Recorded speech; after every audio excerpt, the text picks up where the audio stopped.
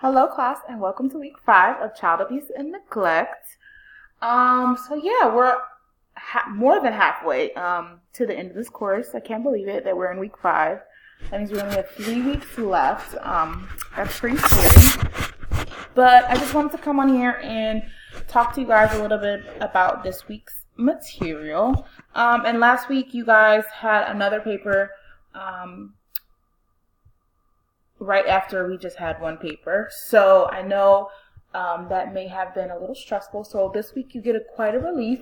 There's no papers due this week, but you do have a discussion board. And I just wanted to mention, I graded you guys' paper. You did such a great job. And I can't wait to grade this week's paper.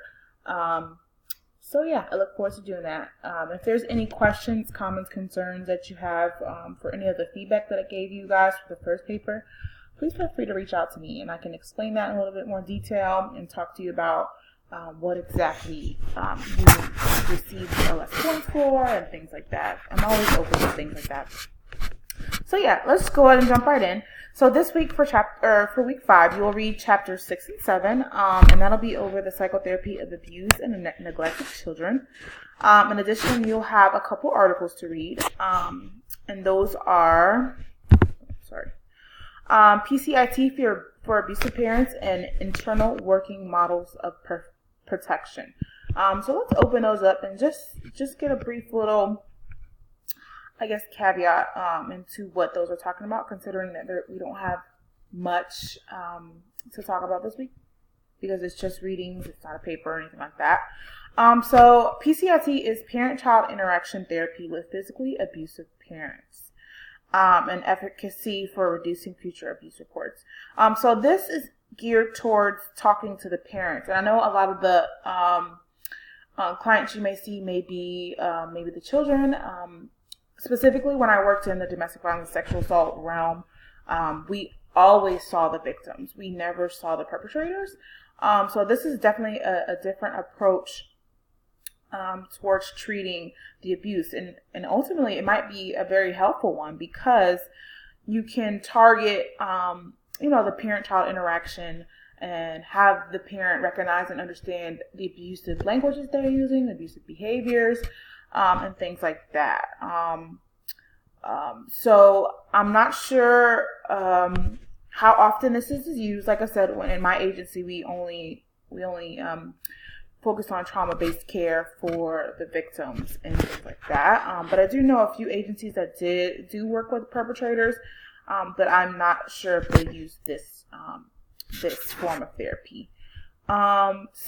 Basically that's what it is. I think it's really interesting. I think it'll be a great read for you guys. Just scrolling through here and seeing some of the topics that are being addressed. So this here says PCIT intervention was composed of 3 modules. Let me zoom in so I can see this. Sorry, I'm more in context, but they're a little fuzzy. So the first module consisted of 6 sessions, orientation group. So, of course, within this group setting, you have 6 sessions to explore the parent-child interactions. Let's see.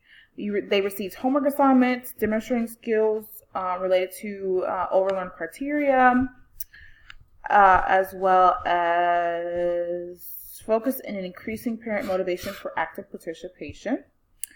I'm trying to see what exactly I want to pinpoint to talk to you guys about, because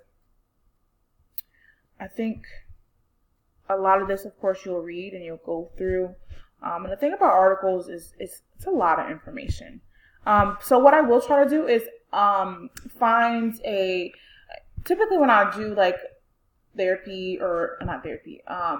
videos, I do supplemental videos, and I haven't done that in a while. So I think that what I'll do is I'll go on YouTube and see if I can find a supplemental crash course video that can give you a little bit of background information that'll be in conjunction with this video.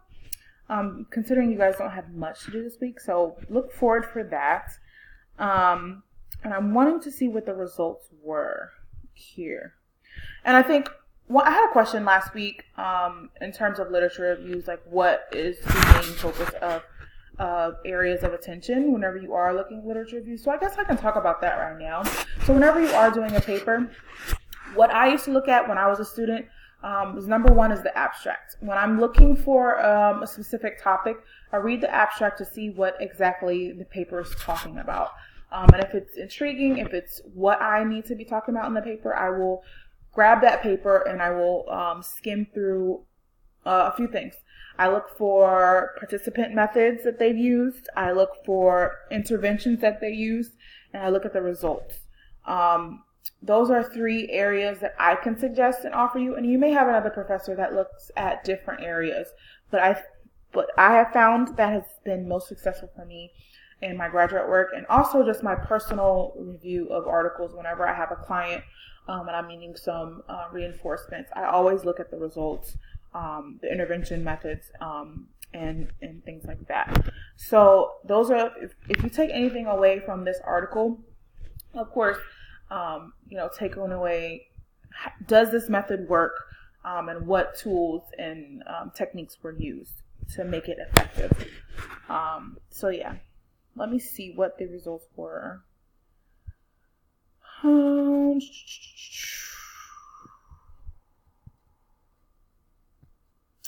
So it says here, the PCIT change model would predict that changes in parenting-child interactions and discipline skills would influence physical abuse outcomes more than child neglect reports. Wow. So child neglect reports are usually made on the basis of environment deficits or other factors not directly related to coercive interactional cycles. Wow, this is great information. Is there anything else? So here it says study findings supported the efficacy of PCIT-based behavioral parent training programs and initial motivation enhancement orientation for reducing rates of future child physical abuse among physically abusive parents. So wow. So basically what this article is saying is that the PCIT model was very effective in reducing abuse, typically physical abuse, when it comes to abusive parents, or not even abusive parents, but parents that are using corporal punishment for behavior problems or things like that for children. So that's a great takeaway, that this method has been studied and shown to be effective for reducing the physical abuse within parents and child interaction. So that's a great takeaway from that. So let's see. Let's open up this other one. And like I said, I don't want to spend too much time because I know you guys will read these and go over these. But this one is the dissociation and internal models of protection, psychotherapy with child abuse survivors. Like I said, this is the population that we worked with at my agency in terms of domestic violence, abuse, neglect, intimate partner violence, sexual assault, things like that. So, and this is exactly what I'm definitely used to, working with survivors. And like I said, this information is very important, and because you might have, say for instance, if you have a client in the future, if you do plan to do the psychology route or therapy route, you may have a client that may have suppressed years of abuse, and that is why they are having difficulty within their life currently, whether it's in a role at their job or even their relationship with their spouse, things like that. I've had a few clients that have, I normally typically see kids, but I have seen a couple of adults, and they struggle sometimes with, in their relationships because of abuse that occurred 20 plus years ago.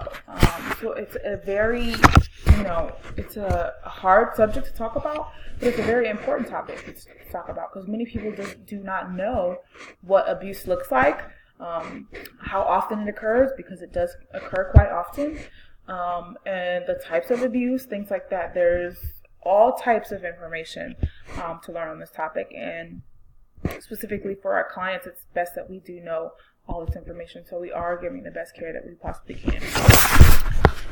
So yeah, moving on from that, like I said, So yeah, you have your week 5 readings. You'll have this lecture video. You'll also have, if I can find a supplemental video just to enhance your, weekly thought and interest for this week, I can definitely upload that. I will look and see. But then you also have your discussion board posts, and you guys have been doing such a great job. I really appreciate the interactions that you have with your classmates as well as your posts. They're so insightful and thoughtful, and it really shows that you guys, take pride in what you talk about on the discussion boards and the interactions that you have with your classmates. So I really do want to thank you guys for that.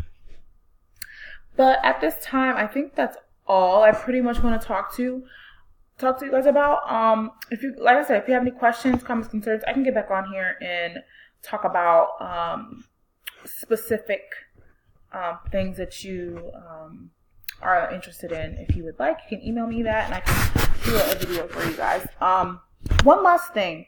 So this week you'll also, it says here, you'll learn about empirically supported treatment for parent-child interaction therapy, including goals, techniques, and theories of change to help abusive children or clients or anything like that.